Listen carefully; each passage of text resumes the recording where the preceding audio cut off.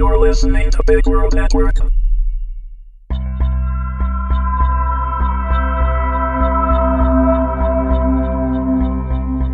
Incubus, Season 2, Episode 12, Part 2. Written and read by Amanda Meuwissen. There's a garage in Rushville, Nathan told Sasha as they peeled out onto the road. He hadn't noticed until then that he and Jim had both gone for the back seat, leaving Sasha as chauffeur, unknowingly with Walter in the passenger seat beside him. "We have to change the tires or we'll be dead in the water." Sasha nodded, but was strangely quiet and tense as he clutched white-knuckled on the steering wheel. Not a single sound left him the entire time they drove into town, not while Jim chattered on about Alex's safety, and Nathan gave a play-by-play of every car he thought he saw sneaking up behind them in the dark. When they pulled up to the garage, a heavy silence had fallen over all of them. They made quick work of the locks and broke inside without much trouble, thankful that the small town was asleep at this late hour, and no one seemed to have noticed them. Nathan had hoped for a drivable car they could steal, but there was nothing inside the shop other than parts and, thankfully, tires. Sasha's Incubus strength made it possible to raise the car onto blocks without the aid of any noisy machines, but the Incubus still wasn't speaking. Once the car was raised and they could get to work, Sasha disappeared from beside Nathan. "You really think Alex will be okay?" Jim asked, rolling the first new tire toward Nathan. "He knows she was helping us now." "She'll be fine inside the gatehouse," Nathan said. "Alex is the rightful keeper. He wouldn't dare hurt her. Plus he broke gatehouse rules and tried to use a gun inside the walls. She never has to let him in again. We'll call her once we're somewhere safe and check in, okay?" Jim nodded vaguely, lost in thought. Nathan nudged him with his foot as an indication that speed was of the essence here, and Jim got the message, grabbing another tire to help. "I didn't mean to freeze you, too," Jim said after a moment. "I did, though, didn't I? I didn't even know if it would work, but I thought, if I got the muses to run back to the Vale, maybe—" "It's okay, Jim," Nathan said. "You did good. It was more annoying than anything." He smiled for good measure, but Jim still looked far away, like half of him was back at the gatehouse. "Hey, don't you believe that stuff you spouted back there? 'Cause I do. You're not like other changelings, Jim. You're different. You're going to be different." The twitch of a smile pulled at Jim's lips. "If you say so, Nathan," he said. Nathan took that for as much of a win as he was going to get, and started to work on the first tire. Jim took another. There was still no sign of Sasha. "Hey, Red, where did you go? We need some help here," Nathan called, not daring to yell too loudly or risk them being discovered, but there wasn't even so much as a grumble in reply. Being half under the car, Nathan couldn't see anything but what was right in front of him. Jim, closer to the front end, nodded his head somewhere behind the car with an unsure expression, like he didn't dare disturb whatever Sasha was doing. Nathan pulled himself out from under the car with a huff, quickly spotting Sasha standing amongst the hubcaps at the back of the shop. They didn't have time for quiet reflection right now. Walter understood that and had kept quiet, despite remaining visible at Nathan's side. That they had been ambushed by Gabriel was obvious enough from conversation. Before Nathan could ask Sasha what was going on, the Incubus suddenly lashed out. His hands morphed into claws that caused a great crash of metal to skitter over the floor. "Sasha!" Nathan spat like a curse, walking up behind the redhead and grabbing him by the shoulder. "Are you out of your freaking mind? We need to get the car fixed and out of here. What we don't need is for every good Samaritan on the neighborhood watch to call the cops on us." "Sasha!" Nathan said again, pulling harder on Sasha's shoulder to get him to turn around. The sudden movement of Sasha spinning around on his own startled Nathan, gripped hard by Sasha's hands that were still mostly black. Sasha's eyes were red, too, and slit, and his teeth had turned to fangs like he was halfway to frenzied. "I don't care, you know? I don't even care anymore," Sasha said, louder than they could afford right now. "Did you see the way he looked at me? I've known that man since I was 16, and he looked at me like a monster just for being with you. Can you imagine what he would have done if he knew what I really was?" Even though Sasha was holding Nathan too tightly, his voice broke, and his eyes were swimming. Nathan was too stunned to struggle free or think about how much his arms would be bruised tomorrow. One day, maybe it won't matter to you either, Sasha said quietly, his grip on Nathan finally going slack as he stared at the hands he had let half turn into claws. You'll look up, and it won't matter that we're friends. You won't care anymore. You'll remember what it was like to think like him and only see this. Nathan formed fists so quickly he almost cut himself with the flat of his nails. Right then, punching Sasha as hard as he could sounded like the best idea in the world. Nathan's hand throbbed the second he connected with Sasha's jaw, but it was worth it. Sasha morphed back to being fully human, and all he could do was gape at Nathan with wide, two blue eyes. If you ever say shit like that to me again, next time I'm using iron. You hear me? Nathan said. Now get your ass over to the car and help us. We are out of time. Or do I need to hit you harder for that to sink in? Nathan, Save it. Just help us or we're leaving you behind. Nathan didn't miss the matching gape Jim was sporting when he moved back to the car, but he didn't acknowledge it either. Halfway through his second tire, Nathan risked a glance at the others. They had both finished tires of their own, and were sitting together without talking, sharing the silence comfortably as they waited for him. Nathan. The sound of Walter's voice was soothing. I do not believe Gabriel is headed this direction, but you should still be swift. The next doorway is a few hours from here, and you will need to leave this car behind. I know, Nathan said quietly. I'm almost done here, Walt. It's just been a really long night. Nathan, Walter prompted softly, what happened in there? Nathan assumed Walter meant what had happened with Gabriel, and why Sasha and Jim were so shaken up, but it wasn't something Nathan could really explain. His thoughts went more to before Gabriel interrupted them, and how he had been about to return a very mutual kiss. Nothing, Nathan said. Just the usual.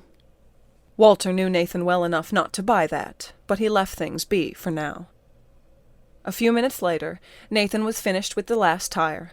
There had been no sign or sounds to indicate they were going to get caught, or that Gabriel had caught up to them, and Sasha looked fairly back to normal. Nathan gave a smirk as he stood and patted the hood of the car. Let's get a move on, he said. I want to put as many miles between us and Gabriel as we can. We good to go? He cast his gaze so much more obviously on Sasha that his real question was clear. We good? Sasha nodded. Then let's get the hell out of Dodge. Nathan drove until none of them could keep their eyes open. After hours had passed with the clock quickly overtaking 3 a.m., they made it to the next doorway, abandoned the car, and slipped through to the closest location to their next Darkfey lead, where they crashed at the first motel they found. They got one room to share, too paranoid to be separated. The plan was to set out early the next morning in case Gabriel was using supernatural means to track them. Jim collapsed on one of the beds almost immediately. Is he breathing? Sasha joked on his way out of the bathroom. Nathan raised an eyebrow his brother's direction and shrugged. Probably. Must have wore himself out with all that Simon Says bullshit. An easy laugh fell from Sasha's lips, and he went to sit beside Nathan on the bed that Jim wasn't currently passed out on. Look, Nathan, I'm really sorry about before, he said, having left a good foot between them when he sat down, and sagging forward to rest his arms on his legs. It just all happened so fast, and he made me so mad, you know? The way he looked at me. Hey, don't you get it by now? Nathan said. Forget Gabriel. He didn't even say 2 words to you, and you're flipping out? Jim and I aren't going to wake up one day and suddenly decide that liking you isn't worth our time. Even I learned my lesson on that. Sasha slouched further, staring at the carpet. I guess it's hard for me to believe that people I get close to won't all eventually leave. Nathan wasn't sure how to respond to that, so he simply nodded. They sat silently for a while. Nathan was so tired he didn't think he could sleep. With his eyes drifted off somewhere on the other side of the room, he jerked back to himself at the sudden feeling of warm fingers taking his hand. Is it sore? Sasha asked, his voice barely above a whisper.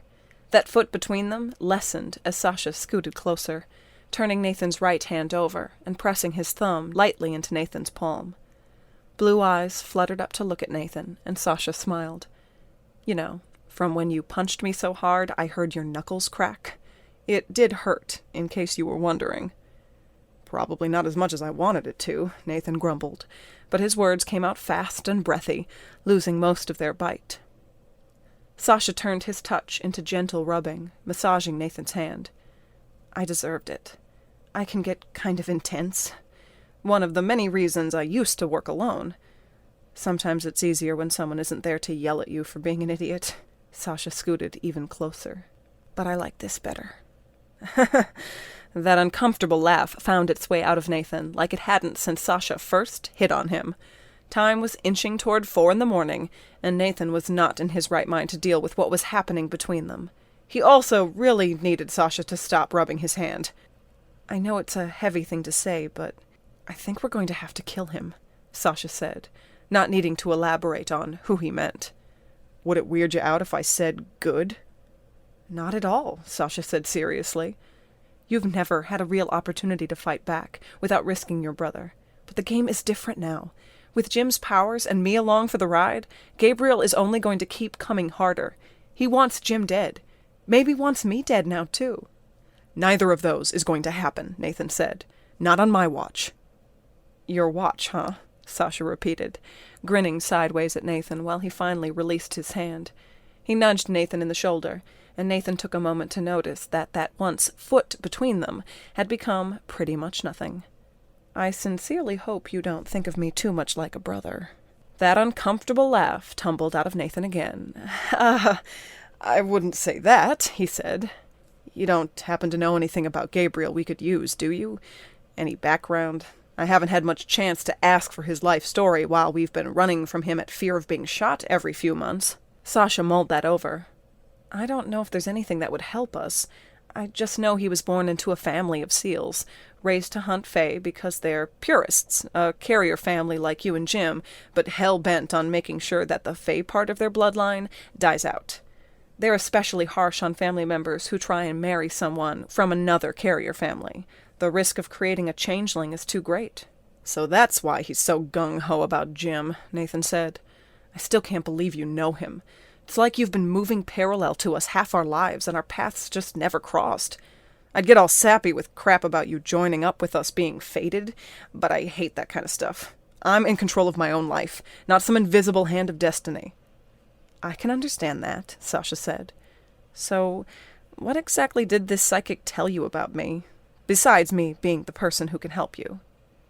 Oh, Nathan looked forward into the dark of the room, not sure how much to share, but at this point it seemed silly to keep anything from Sasha. You came up as part of the devil card, actually. The devil card? Well, the traditional picture does have horns and wings. Kinda looks like you. Sasha laughed. Wade said that the card represented both the person who could help me and the enemy. Whoever he is, he's all those traditional things about the card that you aren't. The devil. Some evil son of a bitch, she, who owns my soul. Wade said I had to find you to save myself, but I have to find him eventually, too. You don't also know Wade, do you? Nathan asked with a sudden sense of dread. No, Sasha said humorously. No psychics named Wade. Just checking. I wish the circumstances were different, but I'm glad she pointed you in my direction. When Sasha smiled, Nathan allowed the subtle movement of the Incubus's hand on top of his. Their eyes met, and Nathan thought, I can do this. It's just a damn hand. They had kissed, after all. They had really kissed. No bet, no pheromones. And if Jim hadn't come in with Alex and warning of Gabriel, Nathan might have... Jesus. Then Sasha's hand was moving, lacing their fingers together tightly, all the while with blue eyes staring hungrily back at Nathan. Bed? Nathan croaked, tearing his hand away as if the touch burned. I mean, we should probably sleep. Yeah, sleep would be good. Sasha's eyes shone with a little disappointment, but he said, You can have it, reminding Nathan that they hadn't bothered the front desk for an extra cot. I've slept on worse than a motel room floor. Sasha started to get up, but Nathan grabbed his arm to stop him. No, you have it, Nathan said. Not that I just mean, You have this bed, and I'll just shove Sleeping Beauty over. Wouldn't be the first time we shared. Besides, none of us deserve the floor after tonight. Okay, we should probably hit the hay then. Nathan tried to make a point of not watching Sasha shrug out of his clothing, but it wasn't easy. He didn't really want to rummage for a clean t-shirt to sleep in, so he stuck to his boxers and moved for the other bed as soon as he was undressed. His pulse pumped hot, knowing that Sasha's eyes were probably following him. God, what a day, Nathan said aloud, giving Jim a good, but careful, shove to the other side of the bed. As expected, his brother didn't even twitch. Nathan climbed under the covers, since Jim was sprawled on top of them, and tried not to think too hard. Then it hit him. Day. Shit, it's the same damn day, Nathan groaned up at the ceiling. Shoot me in the head. Laughter filtered over from Sasha's side of the room. No, he said simply. Spoil sport. Again, Sasha laughed. The movie was fun, he said, completely offhand and casual. We should do it again sometime. Shoot me in the head. Good night, Nathan. Yeah, good night, Nathan said, but he knew that when he woke up in the morning, he would still have absolutely no idea what he was doing.